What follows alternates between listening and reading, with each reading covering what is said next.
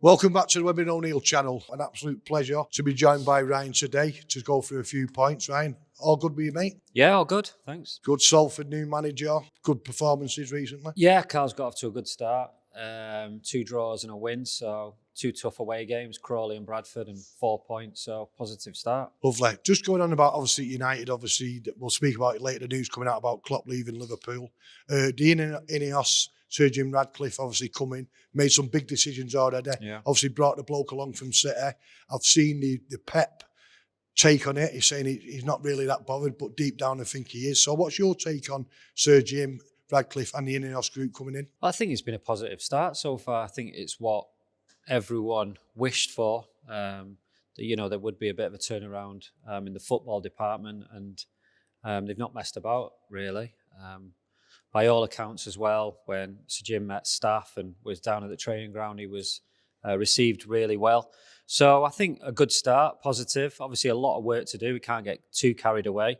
And again, only time will tell how successful INEOS will be coming into the club. But yeah, I think a really positive start for everyone. Obviously, Rome wasn't built in a day. It could have taken 1, 2, 3, maybe 4 seasons. But it is positive as a United fan. And obviously getting the gentleman from City, Omar Berrada, apparently he was well thought at, was probably the main man to get Ireland over in a few more. Have you heard much about him? No, not heard too much about him, obviously, until he came into the news last week.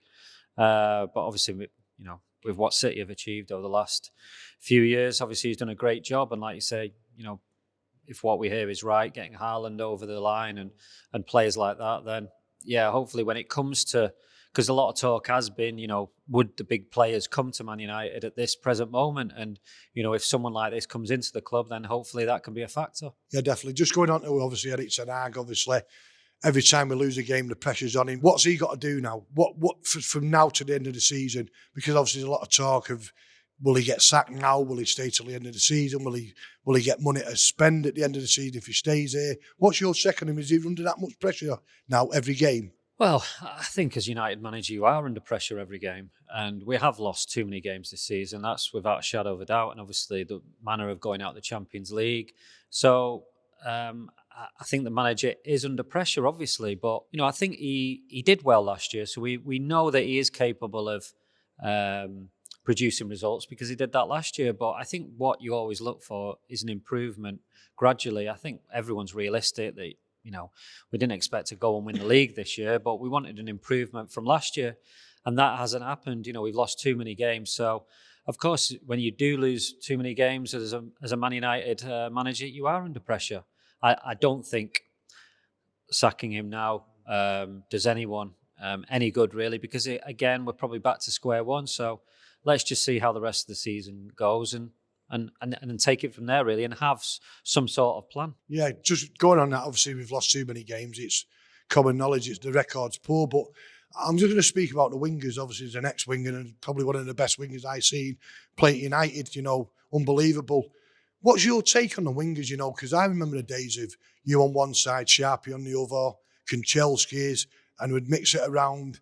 And like our wingers now don't seem to be taking people on. It's always cutting inside, Rashford's getting a lot of stick, for his performances. Antony's getting a lot of bad press, a lot of fans are against him. So what's your take on our wingers? Well, I think wing play has changed anyway over the years. When I first started in the Premier League, more or less every team was 4-4-2. Now and again, teams would play with 3 at the back, so they had wing backs. But now they seem to be more forward players. You look at Liverpool, you look at United, Marcus just playing off the wing. He's not really an out-and-out winger. Of course, when I started, I was a winger. Lee Sharp was a winger. Kanchelskis, Beck's come in. And it was just about having that balance, really, of maybe one side, a player whose strength is assists, chipping in with a few goals. Maybe the other side would someone who would score more goals and not as many assists. And at the moment, we're probably not doing enough of either. And I think Garnacho's had a really good season. He's still young and you can't put all the pressure on him. Marcus, we know what Marcus is capable of. And he was so good last year. He's just not hit the ground running this year and just not been producing the performances he did last year. But wingers in general has changed. You have left footers on the right, right footers on the left, and no longer do you get that winger getting to the byline, crossing. So I've got a little bit of sympathy for Højlund. Obviously, he's still missing chances and can still do better, like everyone in the team.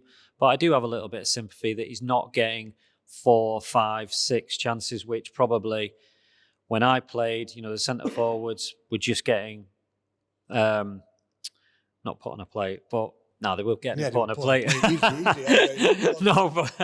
No, but they had, the way that we played 4-4-2, just getting chance after chance after chance, and wingers have changed a little bit.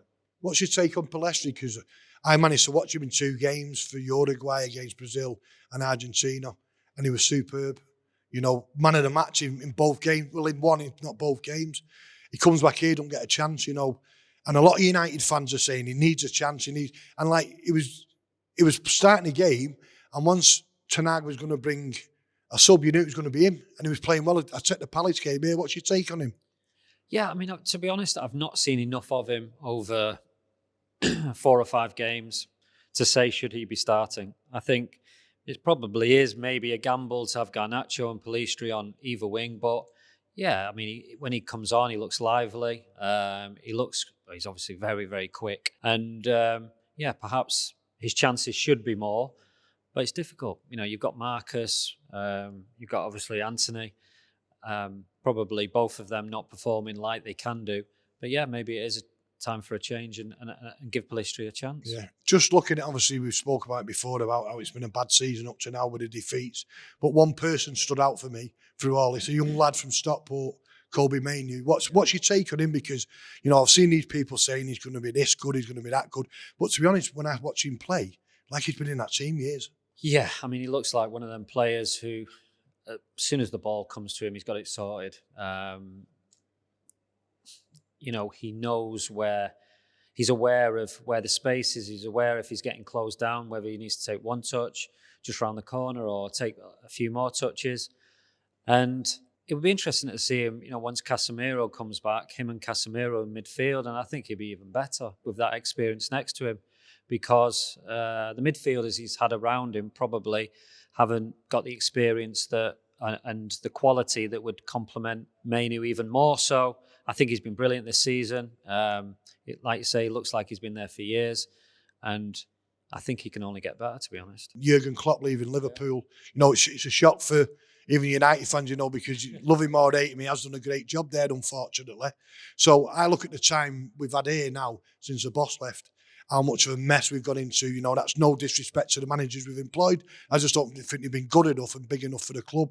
So what's your take on the Klopp scenario and how it will affect Liverpool in general, and also as well Pep's contract is at the end of next season? That's up. You think he'll leave the ship? I've been saying that for years. We need to, and it's hard, but we need to prepare ourselves as United, speaking for United, ready for when Klopp and Guardiola go and ready to pounce, because those two have been unbelievable managers and still are. And the rivalry between them two, similarities between, the gaffer here and Mourinho and Wenger. So, they've just drove each other to higher standards. So, who knows what will happen with Liverpool after this, but I think from a United point of view, it's good news because he is an unbelievable manager and he's done a brilliant job for Liverpool. I found it strange, the timing of it. I've heard from a friend in Liverpool that someone from the press had got hold of it. Apparently, he made the decision in November. Just think that, could this work for them by saying they're still in everything? We're going to give the manager a right go off here. Hopefully it doesn't. As a United fan, we want them knocked out of everything. So hopefully this is a massive division for Liverpool now, and hopefully they could get it as wrong as we got it wrong there. Yeah, I think they've done well to keep it quiet if you had decided in November for a start. But yeah, I mean, it's a tiring job. I mean, he is manager of a really big club and he's been doing it a long time. And he's faced criticism, even though he's done such a great job. So he's probably felt it's time for a rest. But yeah, it'll be interesting, obviously, who takes over. And they're going to take time. They're going to need time because what Klopp's done there, he'll probably be leaving the next manager in really good stead because they're obviously a team that are challenging at the moment, doing really well. But also, he's had such an impact, not only on the club, but I think you know, the city of Liverpool. They love him. So, yeah, it'll be interesting to see who takes over. Anyway, Ryan, thanks for today. So hit the like button, subscribe, and we will be back for the Newport game, hopefully in the 5th round of the Cup, fingers crossed.